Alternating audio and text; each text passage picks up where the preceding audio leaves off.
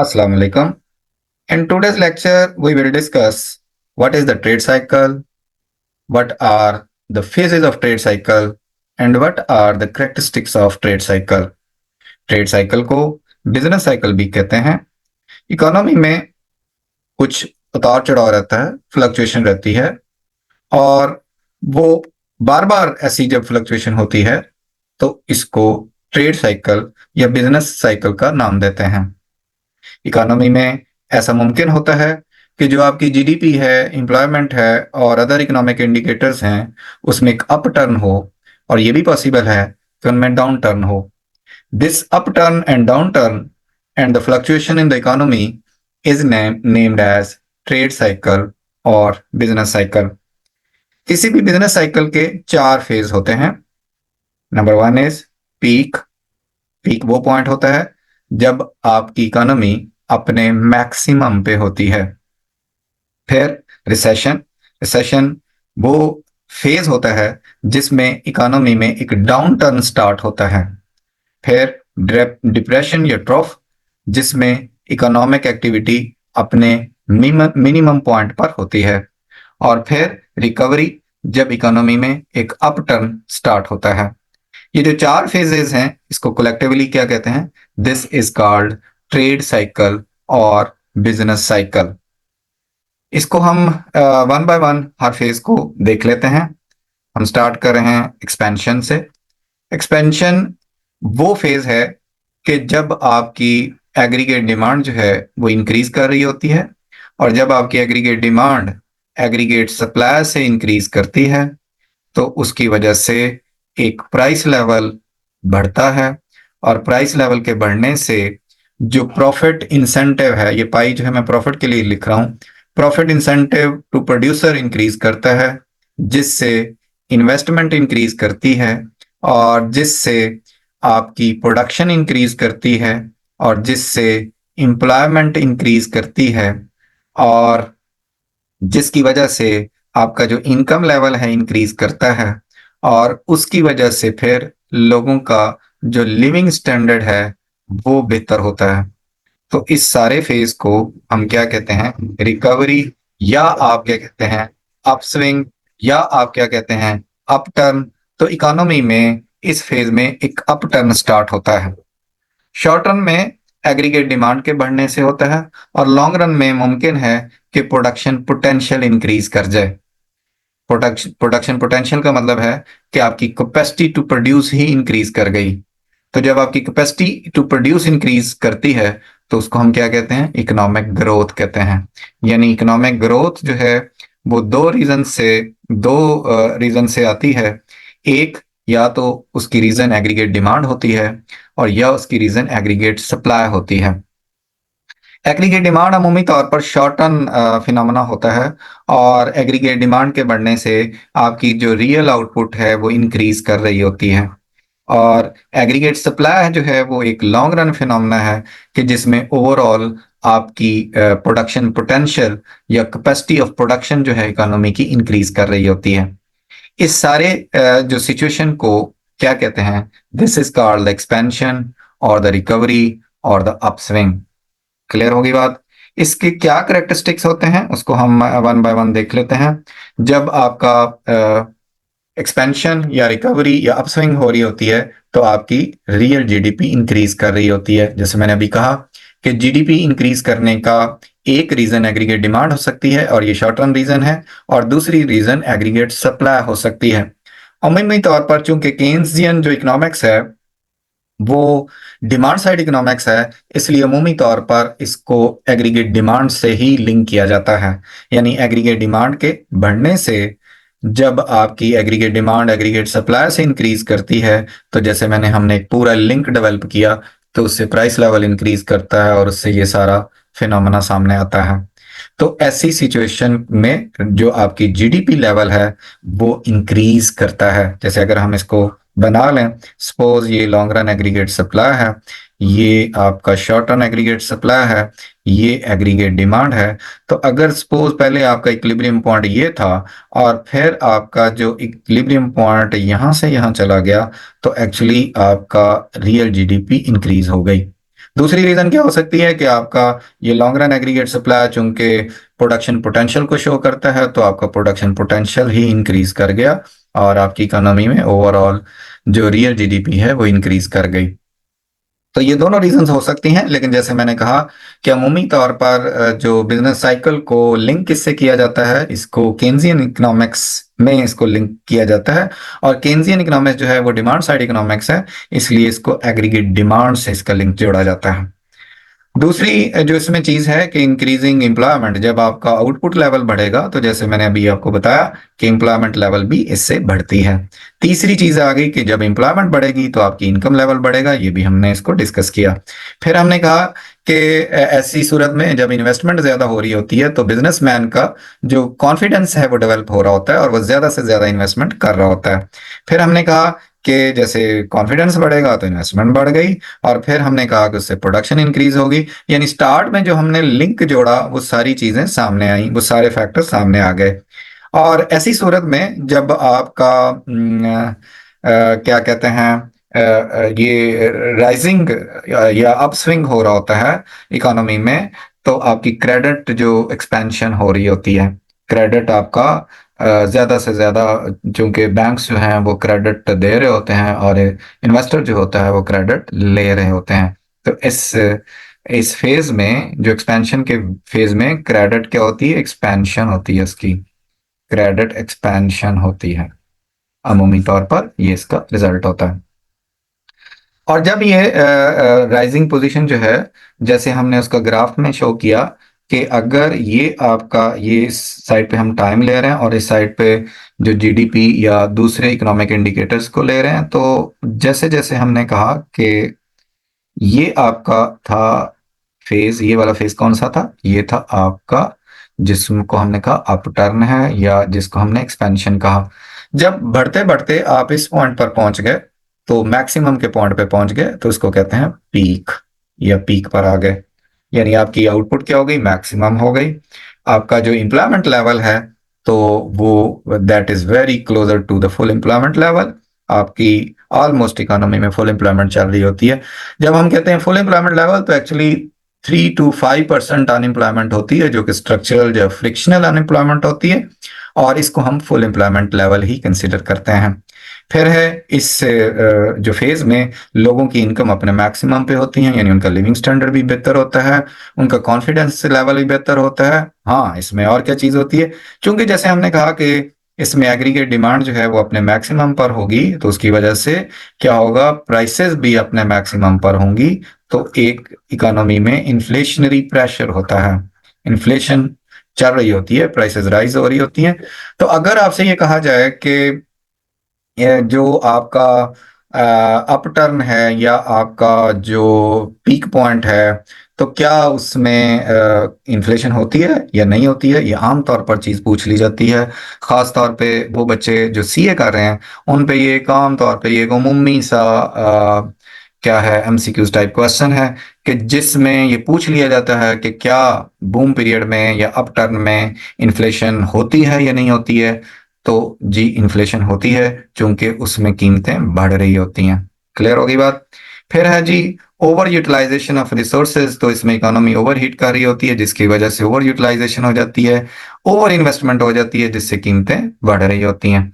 फिर इसमें क्या है कि जब प्राइसेस बढ़ रही होती हैं तो फिर रेट ऑफ इंटरेस्ट भी बढ़ रहा होता है, क्योंकि प्राइसेस की वजह से जो प्राइसेस को कंट्रोल करने के लिए, एक तो जो आपका सेंट्रल बैंक है वो फिर कॉन्ट्रैक्शनरी पॉलिसी लगाता है, जिससे वो रेट बढ़ाता है। दूसरा ये होता है कि चूंकि रेट ऑफ इंटरेस्ट भी प्राइसेस की तरह की एक प्राइस है, जो कि आपकी फाइनेंशियल लेन देन में जो उसकी प्राइस है वो रेट ऑफ इंटरेस्ट है, तो वो भी बाकी प्राइसेस के साथ बढ़ रही होती है।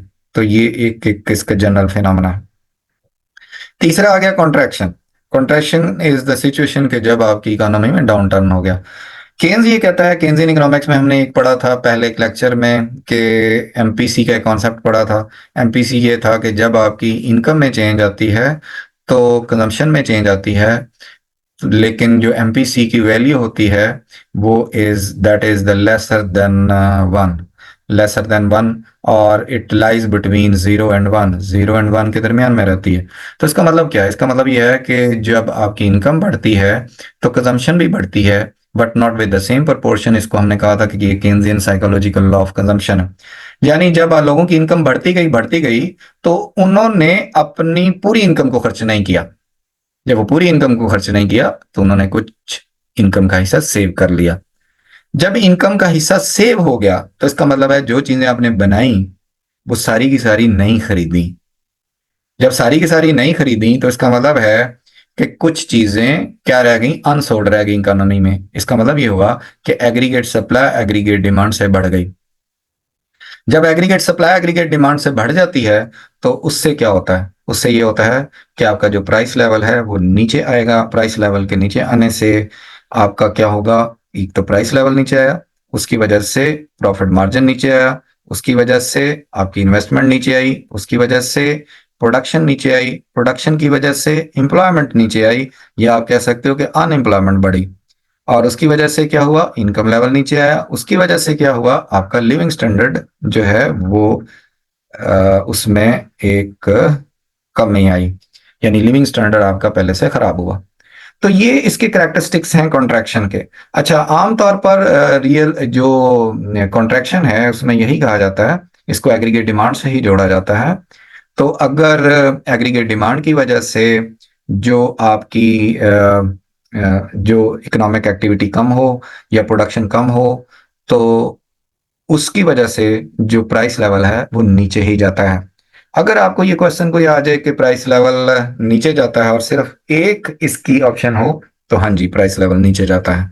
लेकिन एक और रीजन भी इसकी हो सकती है, कॉन्ट्रैक्शन की जो है एग्रीगेट सप्लाई के कम होने से भी आपकी जो आउटपुट है वो कम हो सकती है। अगर इसकी रीजन एग्रीगेट सप्लाई हो तो फिर प्राइस लेवल बढ़ेगा, बाकी सारी चीजें इसी तरह से रहेंगी। लेकिन ये एक जनरल फिनोमेना नहीं है। जनरली इसको किससे जो लिंक किया जाता है वो एग्रीगेट डिमांड से किया जाता है। तो अगर एक जनरल क्वेश्चन आ जाए कि जिसमें पूछा जाए कि इससे प्राइस लेवल कम होगा या बढ़ेगा, तो हम कहेंगे प्राइस लेवल इससे कम होगा। वो बच्चे जो आईजीसीएससी के हैं या ओ लेवल्स के हैं या ए लेवल्स के वो टॉपिक देख रहे हैं, उनके क्वेश्चन आ जाता है कि वेदर और नॉट। तो हाँ, वेदर और नॉट आ जाए तो इसका मतलब है कि हाँ, आमतौर पे प्राइस लेवल कम होता है। लेकिन ये जो एग्रीगेट सप्लाई की वजह से अगर आपकी इकोनॉमिक एक्टिविटी कम हो तो फिर आपका प्राइस लेवल बढ़ेगा। देखें, अगर हम इसको बनाएं, ये लॉन्ग रन एग्रीगेट सप्लाई है, ये शॉर्ट रन एग्रीगेट सप्लाई है, ये सपोज एग्रीगेट डिमांड है। तो एक रीजन तो ये है कि एग्रीगेट डिमांड अगर कम होगी, तो एग्रीगेट डिमांड अगर कम हो जाए तो आप देखो कि दोनों चीजें ही कम होंगी। जैसे मैं कोई और पेन इसमें अगर चल जाए तो उसको यूज कर लूं। चलो, ये एग्रीगेट डिमांड कम हुई तो उसकी वजह से देखें वाई कम हुआ है, ठीक है, लेकिन उसके साथ साथ प्राइस लेवल भी कम हुआ। अब दूसरी रीजन इसकी जो हो सकती है, पॉसिबल रीजन, वो ये है कि अगर ये एग्रीगेट डिमांड की वजह ना हो बल्कि एग्रीगेट सप्लाई की वजह से ये आउटपुट कम हो जाए। तो ये एग्रीगेट डिमांड है। अगर हम अब एग्रीगेट सप्लाई का ग्राफ लेफ्टवर्ड शिफ्ट कर दें, ये हमने लेफ्टवर्ड शिफ्ट किया, तो इससे y आपका y2 पे गया, यानी आउटपुट कम हुई, लेकिन उसके साथ साथ प्राइस लेवल पहले से बढ़ गया। बताने का ताल्लुक इससे था। ये उन बच्चों के लिए है कि जिसमें वेदर और नॉट का इशू हो। बाकी बच्चों के लिए ये है कि जी, आपने ये देखना है, ये जो मैंने एक लिंक डेवलप किया कि आमतौर पे क्या होता है कि एग्रीगेट सप्लाई जो है वो एग्रीगेट डिमांड से अगर जब ग्रेटर हो जाती है तो प्राइस लेवल कम हो जाता है। प्राइस लेवल के कम होने से हमने ये पढ़ा कि प्रॉफिट मार्जिन कम होता है, फिर हमने पढ़ा उससे इन्वेस्टमेंट कम होती है, उससे प्रोडक्शन कम होती है, उससे एम्प्लॉयमेंट कम होती है या अनएम्प्लॉयमेंट बढ़ती है, उससे इनकम लेवल कम होता है और उससे लिविंग स्टैंडर्ड नीचे हो जाता है। तो ये चीजें आपने ज़हन में रखनी है। ये किसका है? ये करेक्टरिस्टिक्स हैं रिसेशन के या डाउन टर्न के, जिसको हमने कहा था कि ये वाला फेज जो है ये डाउन टर्न है। क्लियर होगी बात?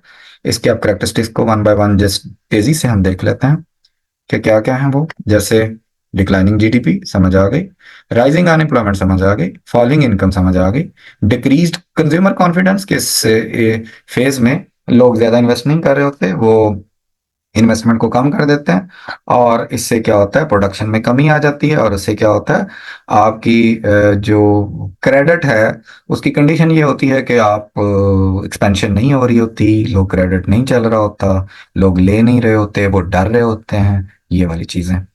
क्लियर हो गई बात? तो जो चीज आपने ज़हन में रखनी है वो है कि जो प्राइस लेवल इससे बढ़ेगा या कम होगा, तो उसका मैंने कहा कि अमूमी तौर पर अगर आपसे पूछा जाए तो आपने कहना कि प्राइस लेवल कम होता है। और खुसूसी तौर पर जब आपसे कहा जाए कि वेदर और नॉट बताएं कि कब बढ़ भी सकता है, तो आप बताएंगे रीजन, कि अगर इसकी रीजन एग्रीगेट सप्लाई हो तो ये बढ़ भी सकता है। और जब ये कम होते होते लोएस्ट पॉइंट पे चली जाए इकोनॉमी, यानी इकोनॉमिक एक्टिविटी लोएस्ट पॉइंट पे चली गई, lowest GDP, lowest income, lowest जो है वो पोजीशन पे आप चले गए, फॉलिंग इनकम नहीं, जस्ट आप लोएस्ट पॉइंट पे चले गए, ये लोएस्ट इनकम चले गए, फॉलिंग इनकम रिसेशन का है। और जब रिसेशन कम होते होते होते आप इस एरिया में चले गए, तो ये आप क्या, किस पॉइंट पर आ गए, आप आ गए कि आपका यहाँ पे मिनिमम पॉइंट है। बिजनेस फेलियर हो जाते हैं और डिफ्लेशनरी प्रेशर, अमूमी यही मैंने जैसे कहा कि आमतौर पे डिफ्लेशन होती है, लेकिन अगर रीजन उसकी एग्रीगेट सप्लाई हो तो शॉर्ट रन में उसकी प्राइसेस बढ़ भी सकती हैं। लेकिन अमूमी अगर आपसे पूछा जाए तो क्या होता है, इसमें प्राइस लेवल अपने मिनिमम पॉइंट पर होते हैं। क्लियर होगी बात? और इसमें फिर जो सेंट्रल बैंक है वो एक एक्सपेंशनरी पॉलिसीज दे रहा होता है, वो चाह रहा होता है कि जी जो एक्टिविटी बढ़े, और इसके लिए वो रेट ऑफ इंटरेस्ट को कम करके, गवर्नमेंट अपने टैक्सेस को कम करके, गवर्नमेंट अपने एक्सपेंडिचर्स को बढ़ा के जो है एक्सपेंशन कर रही होती है।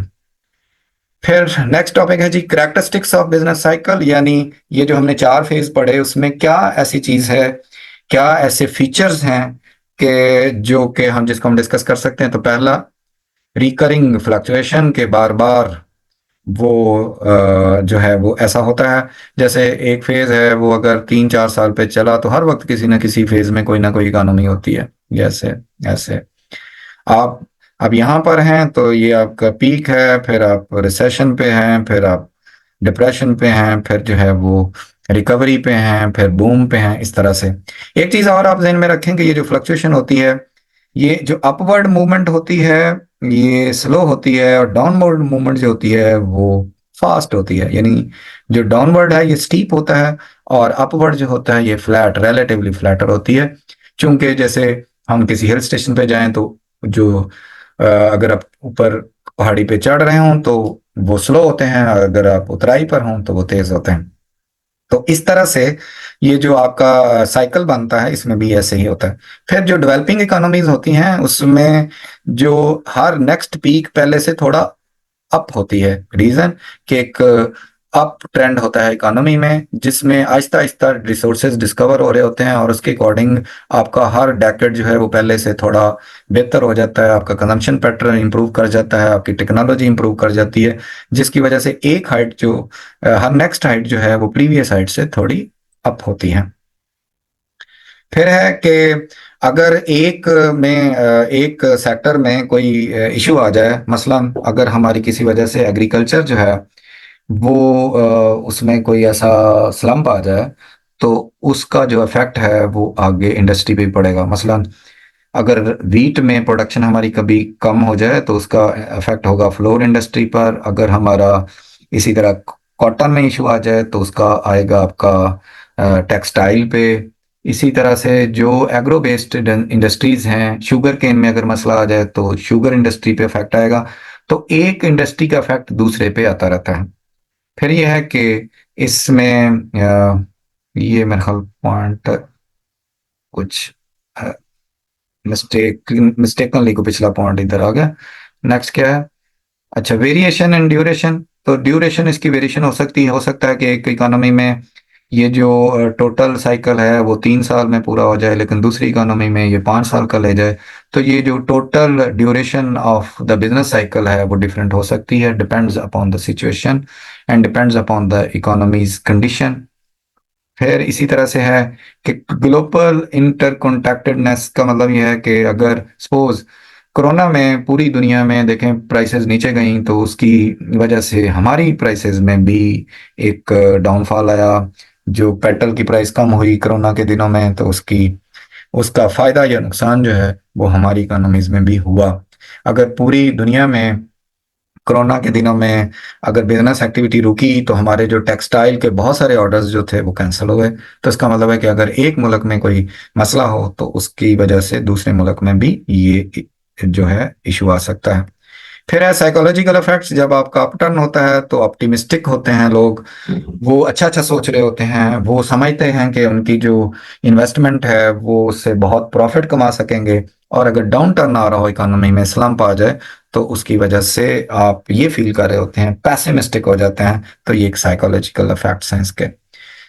आमतौर पर जो इसकी पॉलिसीज होती हैं, पॉलिसीज असल में ये भी पॉइंट जो उसके रिगार्डिंग आ सकती है जिस तरह का आपका इशू आए। जैसे एक्सपेंशनरी पॉलिसीज हैं, ये किस में आएंगी?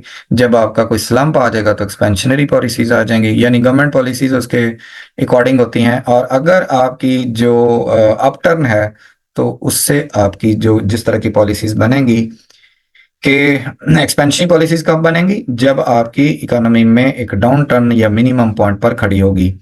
और जब आपकी इकोनॉमी में बूम चल रहा होगा तो आपकी कॉन्ट्रैक्शनरी पॉलिसीज बनेंगी, क्योंकि उसमें एक मसला होता है इन्फ्लेशन का। इन्फ्लेशन को कंट्रोल करने के लिए आपकी पॉलिसीज कौन सी बनती हैं? Contractionary, contractionary. और जब आपकी अनएम्प्लॉयमेंट होती है उसके लिए क्या पॉलिसीज बनती हैं? उसके लिए बनती हैं एक्सपेंशनरी। तो policies according to the situations हो सकती हैं, हर इकोनॉमी में डिफरेंट हो सकती हैं। जैसे मैंने आपको बताया कि इसके कई हैं, जैसे मैंने कहा एक दो अलहदा से भी हमने देखे कि अप जो वर्ड है मूवमेंट वो स्लो होती है, डाउन टर्न जो है वो तेज होती है। Policies according to the situation हो सकती हैं, इसके वेरिएशन एंड ड्यूरेशन हो सकती है। एक सेक्टर में इसका मसला हो तो दूसरे सेक्टर में भी आ सकता है। फिर हमने ये देखा कि एक मुल्क में मसला हो तो दूसरे मुल्क उसका शिकार हो सकते हैं। आज के इस जो लेक्चर में हमने ये देखा है कि बिजनेस साइकिल क्या होते हैं, फिर उसके हमने फेजेस पढ़े जिसमें बूम था, रिसेशन थी, डिप्रेशन थी, रिकवरी थी। फिर उसके हमने बहुत सारे कैरेक्टरिस्टिक्स को डिस्कस किया। आज के लिए बस इतना ही। इंशाल्लाह फिर किसी लेक्चर में हाजिर होंगे। अल्लाह हाफिज।